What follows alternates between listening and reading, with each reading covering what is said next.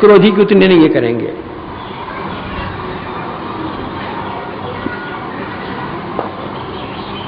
कारण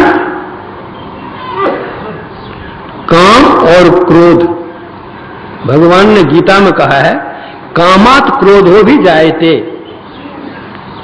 काम से क्रोध की उत्पत्ति होती है। कामना की पूर्ति नहीं होने से क्रोध की उत्पत्ति होती है। कामना की पूर्ति हो तो क्रोध नहीं होगा। मनोनुकूल होता है, क्रोध क्यों होगा? अनुकूलता जहां नहीं होती है, प्रतिकूलता जहां हुई कि क्रोध उत्पन्न हुआ। काम से क्रोध का स्थान बहुत ऊंचा है।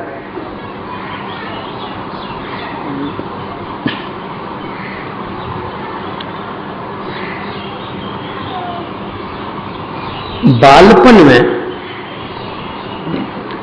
काम की उत्पत्ति नहीं होती है। युवावस्था में जैसे से उम्र बढ़ती है, युवावस्था में इसकी प्रबलता होती है, और जैसे उम्र ढलती जाती है इसमें क्षीणता आती जाती है, काम में दुर्बलता आती जाती है। बल्कि बुढ़ापे में वह कामोपभोग कर ही नहीं सकता है। मन है लेकिन इंद्रिय काम नहीं कर रही है, क्या करेगा बेचारा? लाचार। लेकिन क्रोध के लिए आप देखिएगा तो क्रोध बचपन से ही शुरू होता है। अब बढ़ते बढ़ते बढ़ते जैसे जैसे उम्र बढ़ती जाती है ना, क्रोध भी बढ़ता जाता है, उसकी मात्रा बढ़ती जाती है। अब बुढ़ापे में तो और उसकी मात्रा बढ़ जाती है, क्योंकि बूढ़े की बात सुनने को कोई तैयार नहीं है। बूढ़े की बात सुनने को तैयार नहीं है तो क्रोध तो आवेगा स्वाभाविक।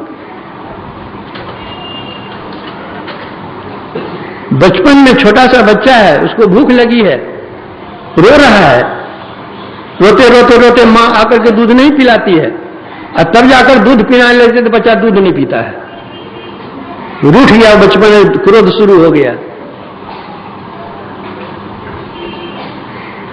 तो क्रोध बचपन में भी है, जवानी में भी है, बुढ़ापे में भी है। लेकिन काम की प्रबलता केवल जवानी में रहती है, न बचपन में न बुढ़ापे में प्रबलता नहीं रहती। दूसरी बात यह है कि कोई नारी पुरुष पर काम मोहित होती है, कोई पुरुष नारी पर काम मोहित होता है, लेकिन नारी नारी पर और पुरुष पुरुष पर काम मोहित नहीं होता। लेकिन क्रोध नारी नारी पर भी करती है, पुरुष पर भी करती है, और पुरुष नारी पर भी करता है और पुरुष पुरुष पर भी करता है। मोहन नारी नारी के रूपा, पन्नगारी है नीति अनूपा। यह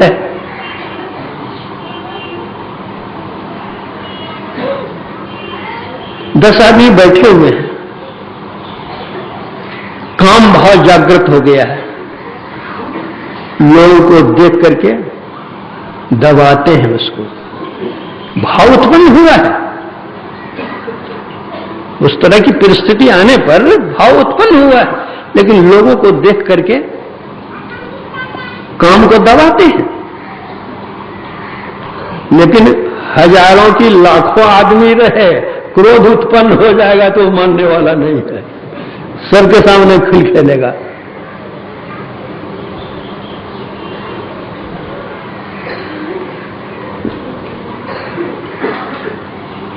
जो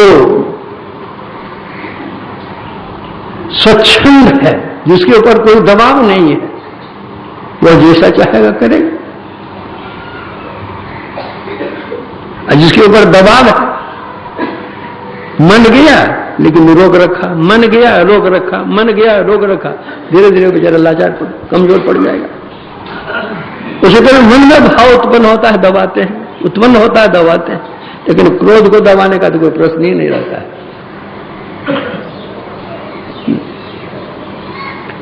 अपने परिवार में ही कोई कामातुर नहीं हो सकता,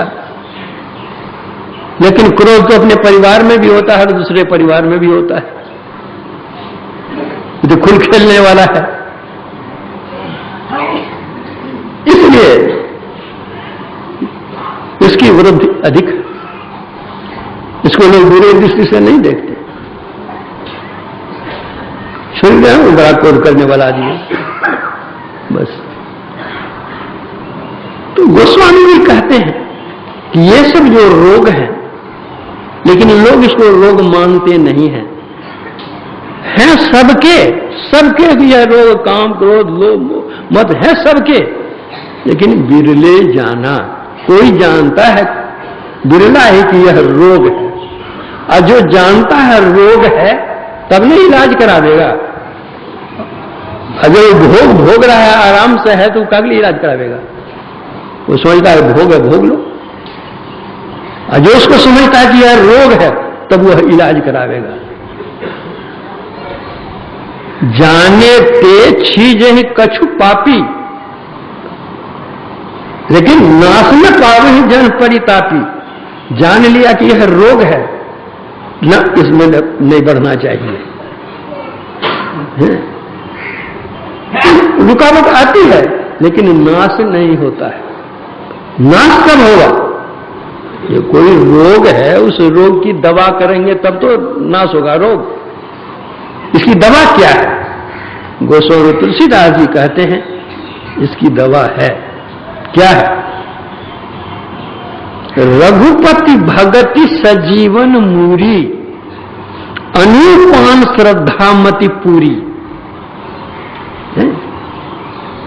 तो ये रोग है तो किसी डॉक्टर के पास, वैद्य के पास जाइएगा तब ना दवाई मिलेगी। किसके पास जाएंगे?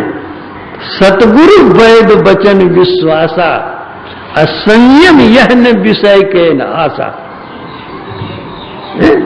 जब आप समझते रोग है, शारीरिक रोग, तो उसके जो डॉक्टर हैं, उस डॉक्टर के पास आप जाते हैं, उससे दवाई लेते हैं। तो कहते हैं ये मन का अगर रोग है, इसको समझ लिया कि मन के रोग है, तो जो मन के डॉक्टर हैं उस डॉक्टर के पास जाइए। वे कौन है? तो सतगुरु वैद्य,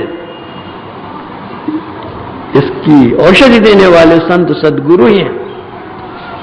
वचन विश्वासा, वो जो कहते हैं उनके वचन पर विश्वास कीजिए और संयम भी कीजिए। दवाई कीजिए और संयम नहीं कीजिए तो रोग छूटेगा। हमारे गुरुदेव कहा करते थे, औषधि करे वो पथ रहे ताका बेदन जाए। जो औषधि करते हैं और संयम से रहते हैं उसका रोग जाता है।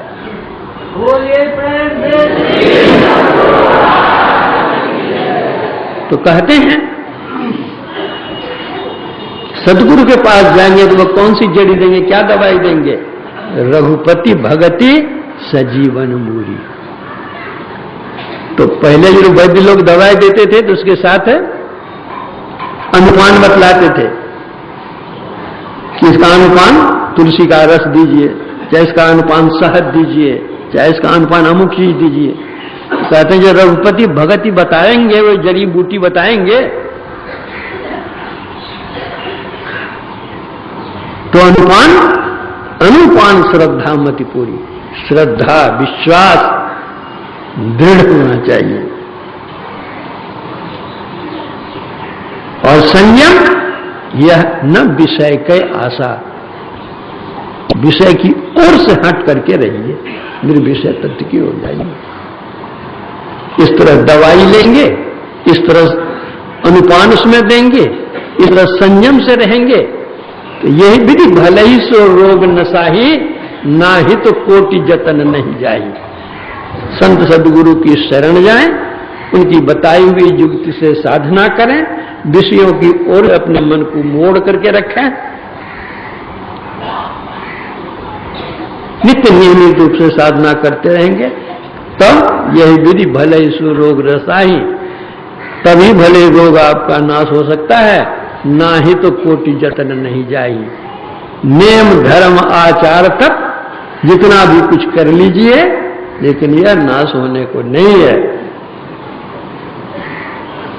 जब भी नाश होगा तो सदगुरु की शरण जाकर, उनकी जुगती पाकर, के संयम के अनुकूल रह करके साधना करेंगे, तब ये नाश होगा। इतना करके प्रवचन में विराम देता हूं।